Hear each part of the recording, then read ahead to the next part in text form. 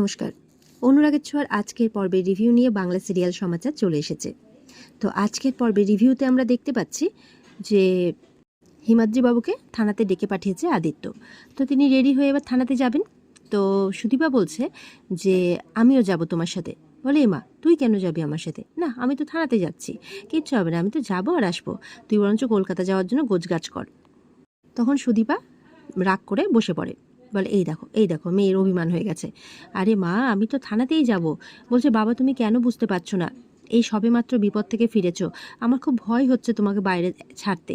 বলে আরে মা আমি তো থানাতেই যাব, আর স্যার ডেকে পাঠিয়েছেন। বলে কেন আদিত্যবাবু আপনাকে ডেকে পাঠালেন বলো তো? এমনি তোমার শরীরটা ভালো না। বলে মা এইভাবে জেদ করতে হয় না, কাজ থাকলে তো যেতেই হবে তাই না, আমি খুব তাড়াতাড়ি চলে আসবো। তখন তো সুদীপা কাঁদতে থাকে, বলে এই যে চোখ ছলছল করছে, এরকম জেদ করে না মা, চিন্তা নেই। তখন বলছে সত্যি বাবা আমরা স্বপ্ন পূরণের পথে এতটাই এগিয়ে? বলে হ্যাঁ সত্যি আমরা স্বপ্ন পূরণের পথে এতটাই এগিয়ে, এবার শুধু সেটা পূরণ করার অপেক্ষা। এই বলে বুঝিয়ে বাজিয়ে এবার উনি থানাতে বেরোচ্ছেন। এদিকে সুদীপা বলছে না, ওই আদিত্য স্যার যদি বাবাকে কোনো মিশনে পাঠায় না, ওনাকে খুশি করার থেকে আমার বাবার নিজের প্রতি দেখাটা বেশি দরকার। এই বলে আবার বেরিয়ে পড়ে বাবার পিছে পিছে। পিসি ডাকতেই থাকে, কোনো কথা শোনে না। এদিকে তো বেরিয়ে যাচ্ছে অভ্র, আর ওদিকে উপর থেকে পরমাকে নামিয়ে নিয়ে এসছে অনির্বাণের বউ আর কি, সঞ্চারী। বলছে এই দেখো তুমি জানো যে তোমার স্বামী বেরিয়ে পড়ছে আর তুমি উপরে বসে আছো। তখন বড়মা বলছে তুমি জানতে যে তোমার স্বামী বেরিয়ে যাচ্ছে, তাও তুমি ওপরে থেকে গেলে, তুমি নিচে নামলে না?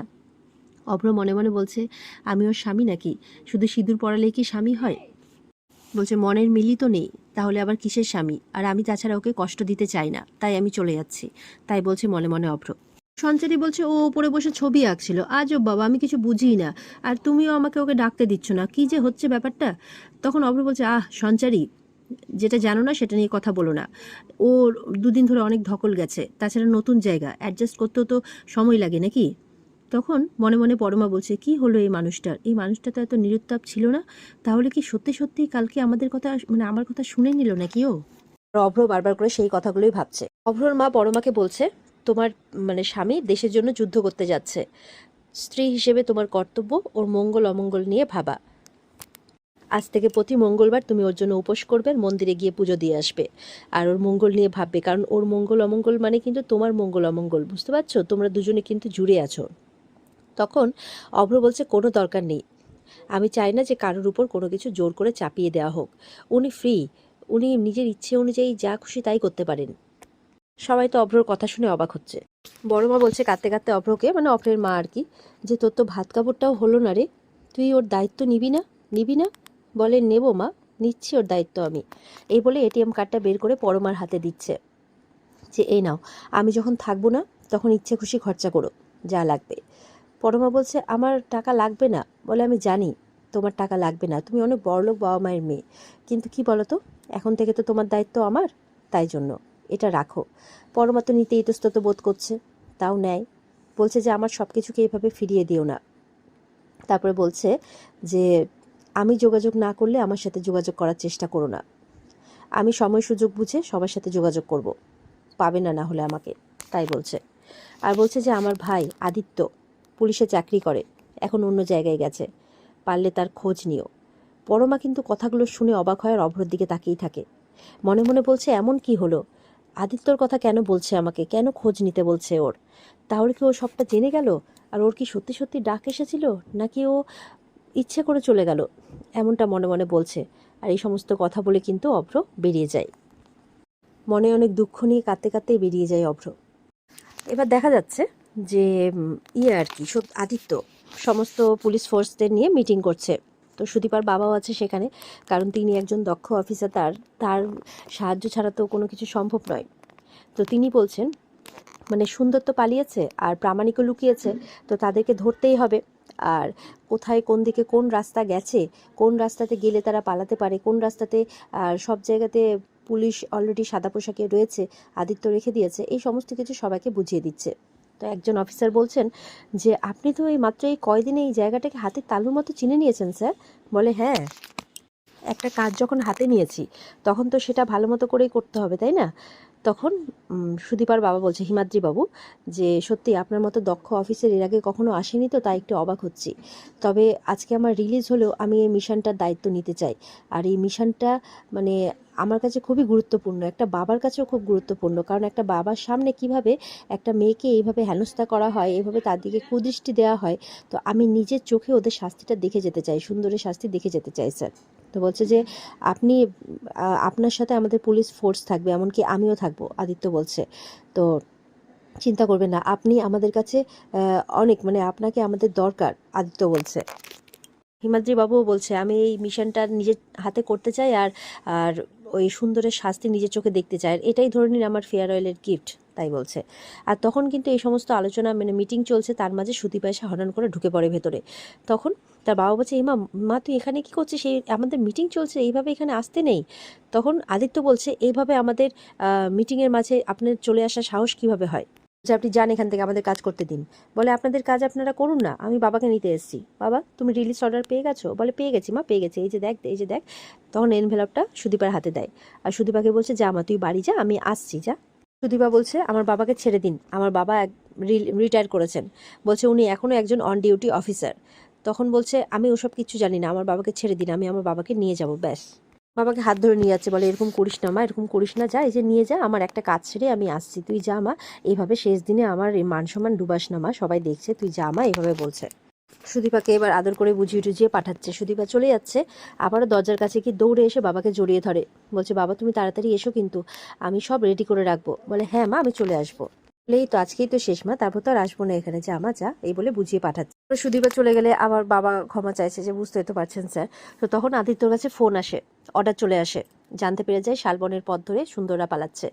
তখন তার বাবা বলছে, চিন্তা করবেন না, মানে সুদীপার বাবা, আমি শালবনের প্রত্যেকটা গাছ চিনি, চলুন আমার সাথে চলুন। আদিত্য বলছে, খুব সেফভাবে আমাদের ব্যাপারটা করতে হবে কিন্তু, আর আমার অর্ডার ছাড়া কেউ গুলি চালাবেন না, তাই বলছে। এই বলে সবাই মিলে বেরিয়ে পড়ে মিশনে। এদিকে কিন্তু বউ ভাতের তত্ত্ব নিয়ে আসতে শুরু করে দিয়েছে, মেয়ের মা আরও লোকজন চলে এসেছে। তারা বলছে, এ কি বউ ভাত অথচ বর নেই। তখন পরমার বাবা বলছে, এ কি আপনারা আমাদের জানাবেন না যে এরকম ব্যাপার?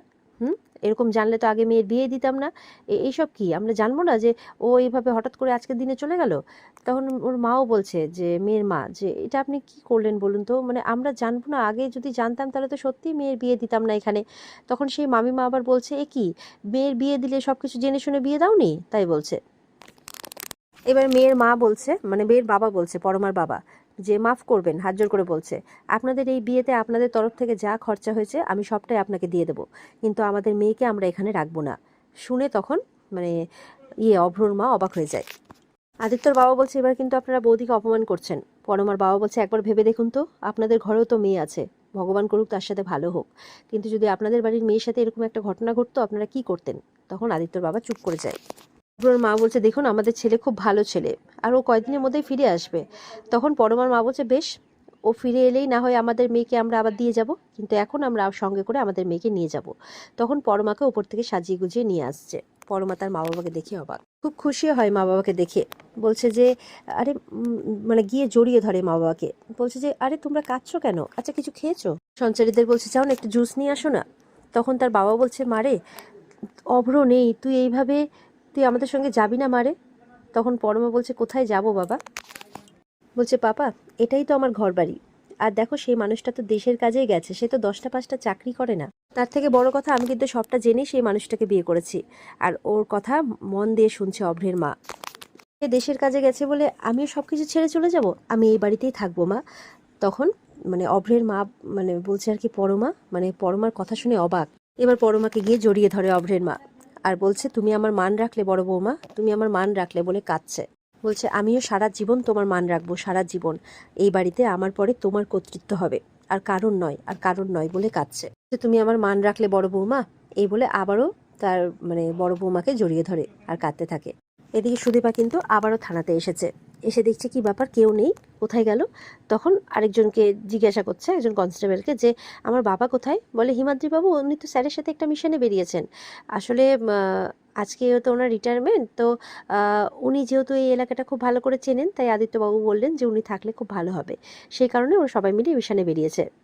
তখন সুদীপা বলছে, আজকে আমার বাবা রিটায়ারমেন্টেও বাবাকে নিয়ে গেল ডিউটিতে, যদি আমার বাবার কিছু হয় না আমি আদিত্য চৌধুরীকে কোনোদিনও ক্ষমা করব না, কোনোদিনও না, তাই বলছে।